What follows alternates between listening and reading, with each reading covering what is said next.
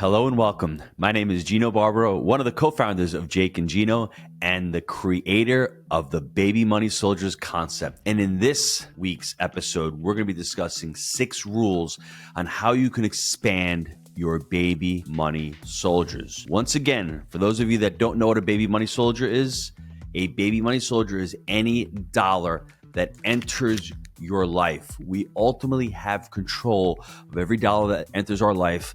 How you use those dollars and how you utilize and how you employ those dollars will really direct and guide the rest of your life as far as trying to become financially free, making those decisions. So the first rule, what I want you to do and what I want you to think about is to save your baby money soldiers to invest in an asset. Now, this is crucial. This is key. To me, this is the difference between middle class mindset and the wealthy mindset. The middle class is only taught to save for an event. Hey, let me get money. I'm going to put money set aside. I'm going to save for my kids' college. I'm going to put it into a 529 plan. I'm going to save for retirement. At the very least, at least you're saving. That's great. But your baby money soldiers are really not going to grow. And unfortunately, when that event is over, when your kids go to college and the 529 is depleted, you just killed your baby money soldiers. They can't continue to procreate. What I want you to do is I want you to buy an asset that produces cash flow, and you could use that cash flow from that asset to pay for the event. So when that event is over, oh, by the way, you still have the asset. I will give you a perfect example of what we did in our very first deal. We bought our very first deal, Jake and myself, back in 2013. It was a 25-unit little crack den, to be completely honest. It wasn't the nicest looking property, but we've owned it for over 10 years. And that little baby has churned out on average between $8,000 and $10,000 a month in cash flow every single month for the last 7 or 8 years. The beautiful thing about that is my daughter, when she went to college 5 years ago, she started going to college. I was taking the cash flow from that property. I paid her college tuition. Guess what? The asset's still producing. She graduated college. Oh, by the way, my son starts going to college. Guess who's paying for college for him? That little 25-unit property. He's ready to graduate in the next 3 months. Guess what? He's done. I still have the asset. And that asset is still producing baby money soldiers every month. And it's also producing tax benefit baby money soldiers every month. And oh, by the way, appreciation baby money soldiers every month. It's appreciating. And oh, by the way, the principal is being paid down. So we're creating even more baby money soldiers because that principal on the mortgage is getting smaller, which means our equity is getting larger. So from that mind shift of just saving for an event to save to buy an asset that will pay the event, that will be revolutionary, life-changing for you as it has for me. Now, the second one, this one may be a little more challenging for all of you out there. Control your expenditures of baby money soldiers, especially those deployed to luxuries. This is challenging early on. And what I would say to conquer this belief and to conquer this challenge is read the book, The Psychology of Money. Start to understand what your relationship with money is. It's truly important to understand, why am I spending money? What happens in a lot of us, myself included, I get a little bit of money, I'm feeling a little depressed. I go on Amazon or I go out and I go shopping for a car. All of a sudden, my brain starts getting flooded with dopamine and those really nice, happy feeling drugs. I buy that thing, then that feeling wears off and I got to continue to replicate it. Once you understand the pattern that you have with money, because a lot of us use money to make ourselves feel better. Money is just a tool. You can use it any way you want.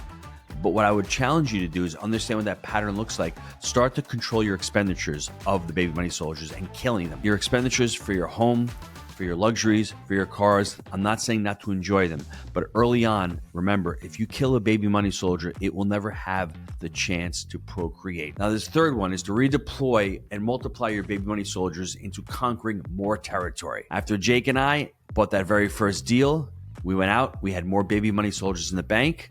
We got a couple of partners. We bought our very second deal. So we've got 2 deals with baby money soldiers in each. They're both producing. On our third deal, we did the same thing. We went out and found another partner. We deployed baby money soldiers into there.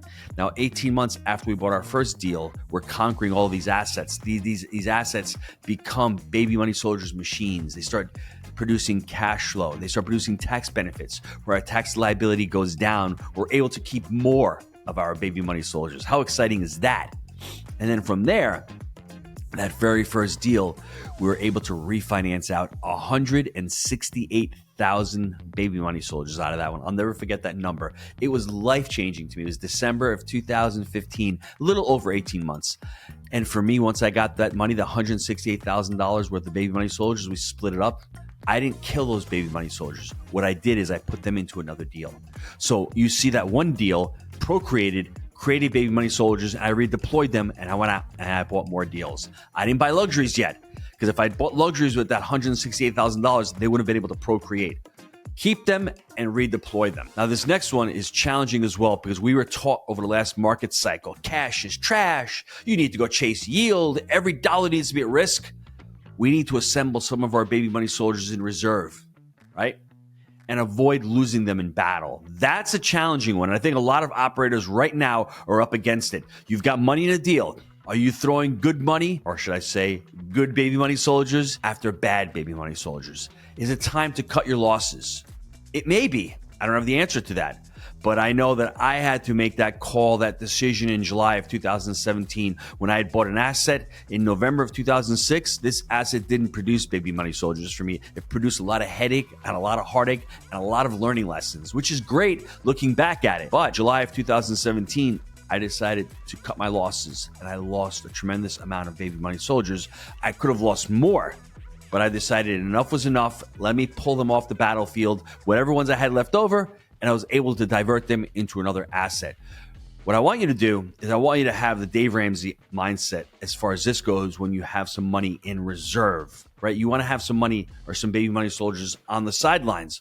Don't have them all out in battle all the time, because if something comes up, as far as, in multifamily, we have something called CapEx reserves. If something comes up where I need to replace a roof, or I have another deal coming down the pipeline, or I have payroll, or I have an unexpected expense, if I don't have any baby money soldiers in reserve, I'm going to be in trouble. And, myself personally, I utilize whole life to keep some of those baby money soldiers in reserve. We have savings accounts, which are very liquid, easy to get to, money market accounts, but I also do have whole life, and I utilize whole life for two purposes, actually mainly for many purposes, but for two. One is more of a savings account, cash management strategy, and the other one is for estate planning. That one day when I pass away, the baby money soldiers will multiply into that death benefit, which will be able to help me with some tax consequences down the road.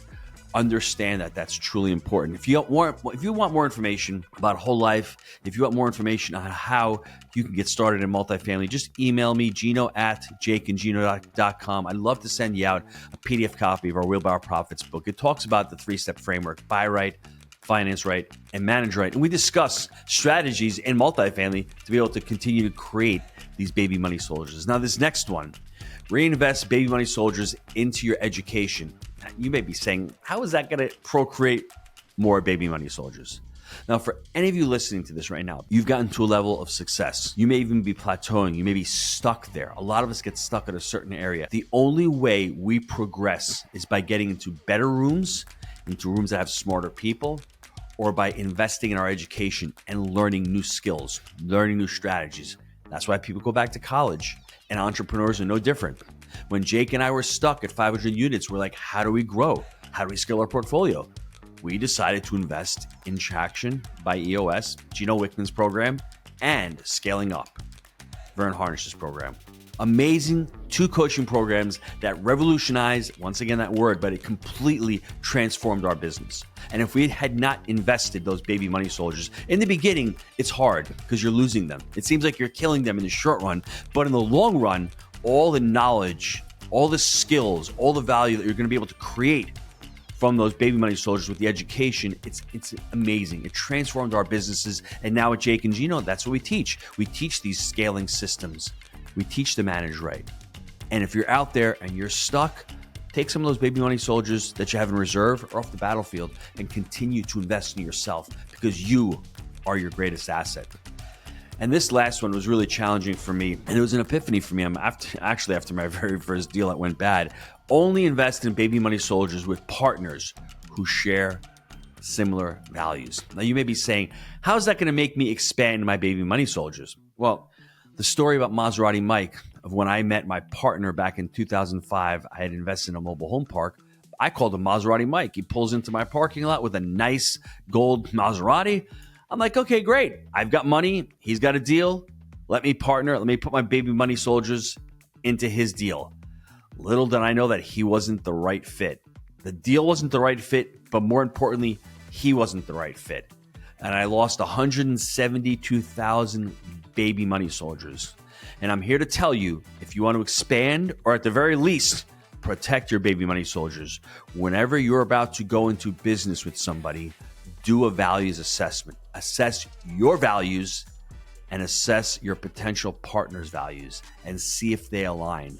Ours, Jake and myself, it was almost as if we were a match made in heaven. We were both around the same age. I was several years older than him, but we were both stuck in our lives. We both knew that we wanted to get out of the quote-unquote grind. He was a pharmaceutical rep. I was the pizza guy. I wanted to create income on the side because I had 5 kids at the time. He was stuck in New York. He didn't want to live there anymore. Our values aligned from a couple of different vantage points. He was a really hard worker, didn't make any excuses. I resonated with that. I was the same way. He really wanted to focus on multifamily as just that one asset. He focused on long-termism. That's what we preach. Buy right and sit tight. He wanted to be able to control his destiny, control his assets, and it was all about responsibility. Never made excuses, and I didn't either at that point that I met him. So what I want you to do when you're thinking about partnering with somebody, do what we call a values-based decision-making, where you're looking at your values and see if they complement. If your partner loves transactions, but you like to really be able to build wealth, it may work in the short run, but in the long run, you're going to be losing baby money soldiers in that scenario. So focus on values-based decision-making. Now go back and really listen, if you've got the time, to these 6 steps, because they're truly important. They seem very simple, and creating wealth is not hard. It's pretty simple, but it's not easy because it's difficult to limit your expenditures. It's difficult to have the mindset to buy an asset to pay for that event when we've been told our entire lives we have to save for that event. Where no, save to buy that asset for the event. It's important to expand and to constantly thinking about how to redeploy your baby money soldiers in a way that they will continue to procreate for you. I want to thank you for listening to the Baby Money Soldiers show today. Also, for just spending part of your time with the Jake and Gino family, with the Jake and Gino community here. And I will see you on next week's Baby Money Soldiers show. Thanks, everyone. Thanks for tuning in. If you enjoyed today's video, be sure to like and subscribe so you'll never miss another episode.